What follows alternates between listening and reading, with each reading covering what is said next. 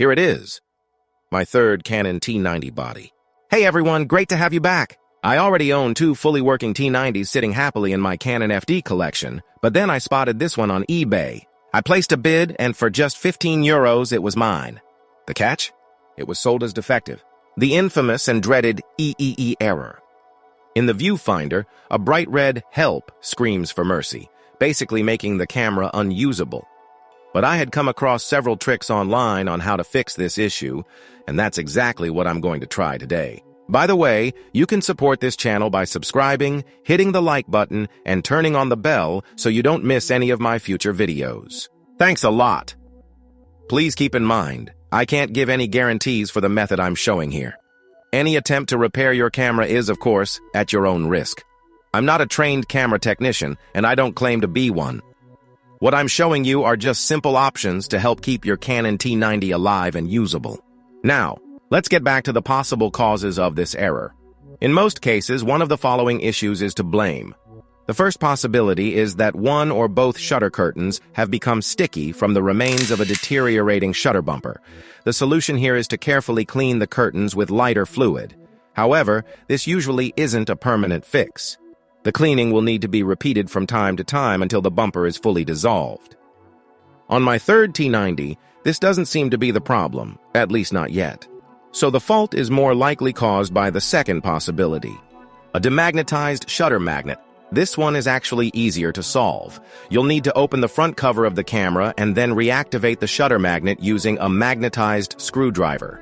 And that's exactly the procedure I wanted to show you today. The long-term success of this fix is good if you use the camera regularly, but poor if you let it sit unused.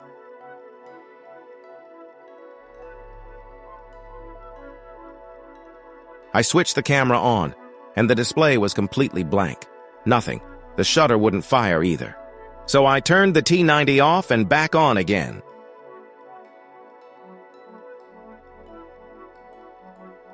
And look at that!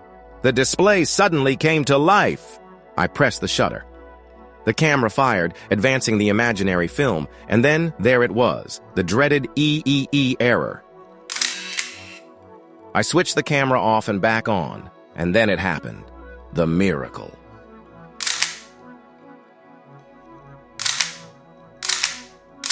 Good for me, bad for the video. Of course, I'm not going to take the camera apart now. At least this way it stays intact. Somehow, just firing the shutter once seemed enough to give the magnet a little recharge. And if you're lucky enough to experience the same, don't hesitate to keep firing the camera again and again. That way, the magnet can build up more charge.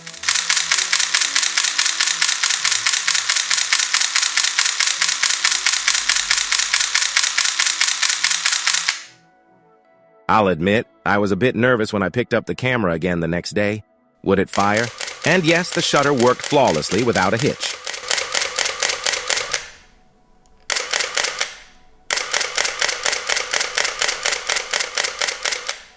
For a week, I fired the camera 20 to 30 times every single day. After that, I stretched the interval to once every 3 days for 2 weeks.